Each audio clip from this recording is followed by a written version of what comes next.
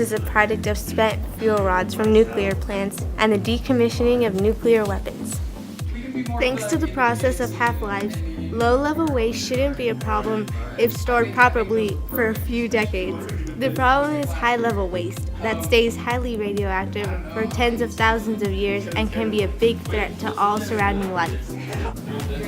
Due to the severe threat to human life, nuclear waste tends to be heavily regulated by local governments. When nuclear power plants first started running, the government saw two options: to either sink the waste in the deepest chasms of the ocean or to bury them deep in the biggest mountains in the world. Politically speaking, dumping nuclear waste in the ocean used to be seen as the best option. The waste would be in a place that can't harm the people that you are currently in charge of, and it's nowhere near anyone who could protest. They did try to be careful with it, choosing dump sites by depth and current patterns. When they realized what could happen to the environment, the UN outlawed dumping in the ocean. Today, the dump sites are regularly monitored to make sure the radiation doesn't leave the immediate area.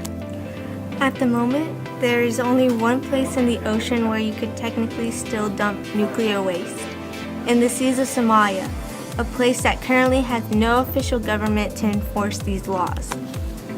Burying the waste is probably the best thing to do in terms of protecting all forms of life, but it is not as easy as it sounds. First, they have to find a mountain, one that's really deep. Then they have to figure out what it's made of so they can determine if there is a way for the radiation to leak out. For example, if you were to find a mountain made entirely out of granite, you would be worshipped for being able to save mankind from the uncertainty of current nuclear waste storage, especially by the groups who protest against nuclear power plants for this reason. If you kept the nuclear waste in a sand dune, you would be arrested for the rest of your life by the remains of the human population.